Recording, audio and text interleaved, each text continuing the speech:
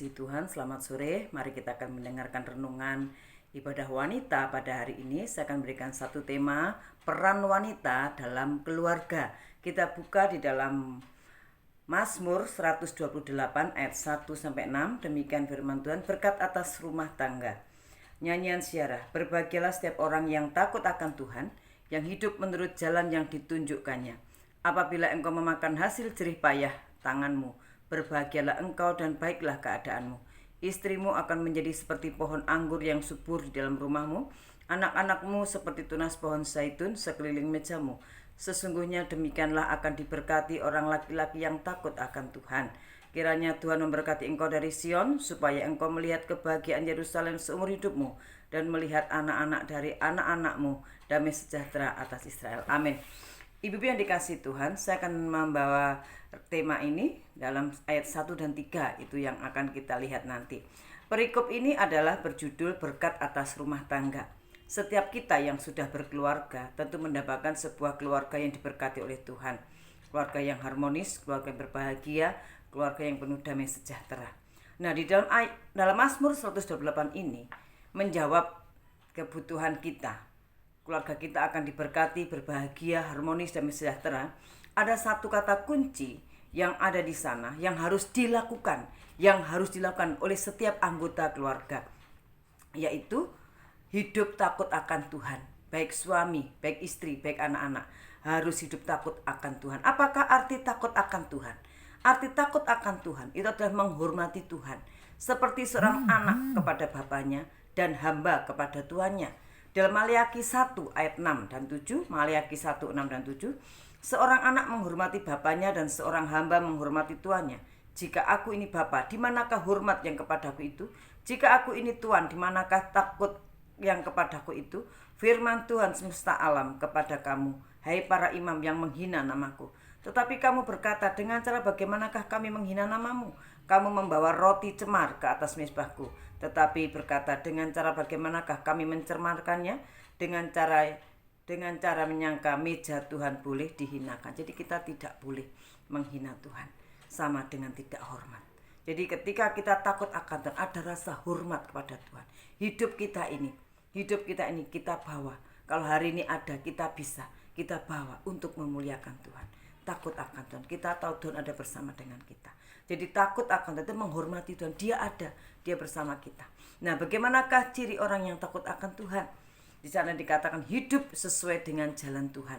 Jadi orang yang takut akan Tuhan, orang yang menghormati Tuhan punya ciri kehidupan, yaitu hidup sesuai dengan jalan Tuhan.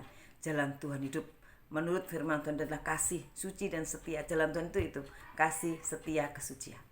Ya, kita tidak sembrono dengan kehidupan kita. Ya, kita tidak sembrono dengan kehidupan kita yang kalau hari ini kita ada dan kita bisa melakukan segala sesuatu, itu adalah anugerah Tuhan. Ya, sama seperti Rut ketika ia memiliki hati yang takut akan Allah, ia menghormati Tuhan, yaitu dengan cara ia melakukan perintah Tuhan untuk belajar mengasihi dan setia kepada ibu mertuanya yang sebatang kara, dan hasil kasih setia yang dilakukan Rut pada Tuhan, Tuhan memberkatinya. Nah, setiap hati anggota keluarga harus memiliki rasa hormat kepada Tuhan, bahwa Tuhan yang berkuasa atas semesta alam ini dan atas hidup kita itu ada bersama kita dan mengawasi kehidupan kita. Ya, dan ketika kita takut akan Tuhan, menghormati Tuhan, maka Tuhan akan menunjukkan jalan yang benar pada kita, sehingga antara anggota keluarga ada sikap saling mengasihi dan setia. Nah, itu poin yang pertama yang kita lihat ayat 1, kata kunci adalah hati yang takut akan Tuhan, menghormati Tuhan. Yang kedua, Bapak, Ibu-ibu, saya akan menyoroti wanita dalam keluarga. Peran wanita, peran istri yang takut akan Tuhan di dalam keluarga. Apakah peran wanita atau peran istri yang takut akan Tuhan dalam keluarga? Ayat yang ketiga, di sana dikatakan istrimu akan menjadi seperti pohon anggur yang subur di dalam rumahmu. Jadi seperti pohon anggur yang subur di dalam rumah.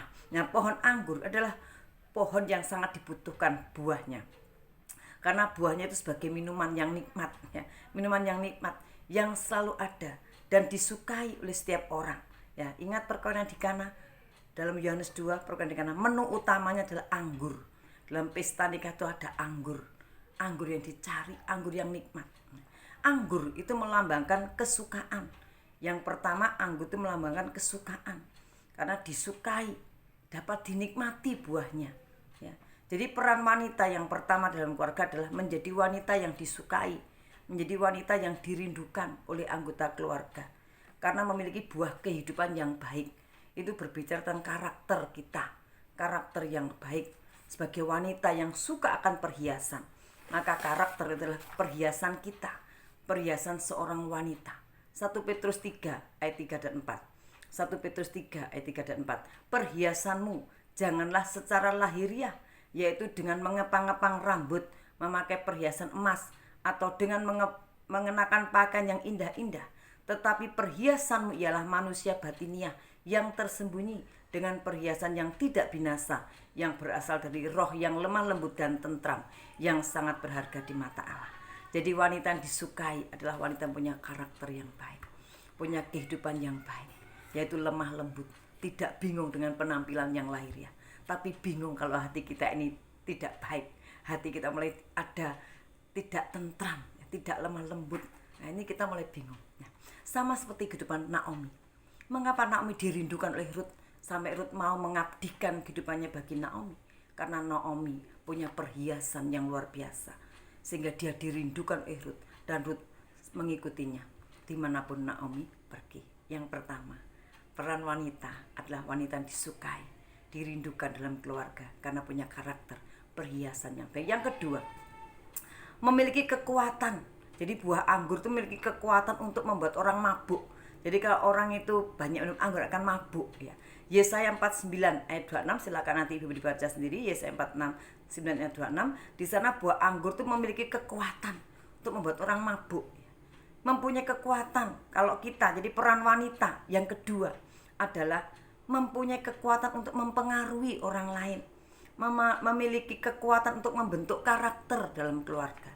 Jadi peran wanita yang kedua adalah mempunyai kekuatan untuk membentuk karakter di dalam keluarga. Yang pertama, karakter suami. Jadi kita punya peran untuk membentuk karakter suami. Kita buka di dalam 1 Petrus 1 3 ayat 1 sampai 2. 1 Petrus 3 1 sampai 2, di sana dikatakan, tidak usah dibaca karena waktu, yaitu ada kata-kata tunduk. Istri tunduk, menghormati suaminya, tunduk. Lalu memenangkan suami karena kelakuannya yang murni dan saleh. Jadi istri yang tunduk karena tadi karakter yang baik yang pertama, dapat memenangkan suami karena kelakuannya, bukan karena perkataannya, tetapi karena kelakuannya yang murni dan saleh. Suami tidak perlu diomeli, tidak perlu ketika ada kesalahan, tapi kita perlu berdoa, dan kita juga perlu memperingatkan dengan kelemah lembutan dan juga sikap kita yang memiliki karakter yang baik itu. Maka karakter kita akan mempengaruhi suami kita. Yang kedua, tidak hanya karakter suami mempunyai pengaruh pada suami, tapi juga pada anak-anak kita. Pada yang kedua adalah pada anak-anak kita. 2 Timotius pasal 1 ayat 5. 2 Timotius 1 ayat 5. Sebab aku teringat akan imanmu yang tulus ikhlas, yaitu iman yang pertama-tama hidup di dalam nenekmu Lois dan di dalam ibumu Eunike, dan yang aku yakin hidup juga di dalam dirimu. Jadi yang kedua, peran wanita dalam keluarga adalah mempunyai kekuatan untuk membentuk karakter dalam keluarga. Yang pertama, suami kita, dia akan dimenangkan karena kelakuan kita, ketundukan kita, dan juga untuk anak-anak kita, karena kita punya pengaruh iman kita. Iman kita itu harus iman yang tulus, sehingga kita akan mempunyai dampak karakter, membentuk karakter anak-anak kita, dan anak-anak kita akan membentuk nanti anaknya.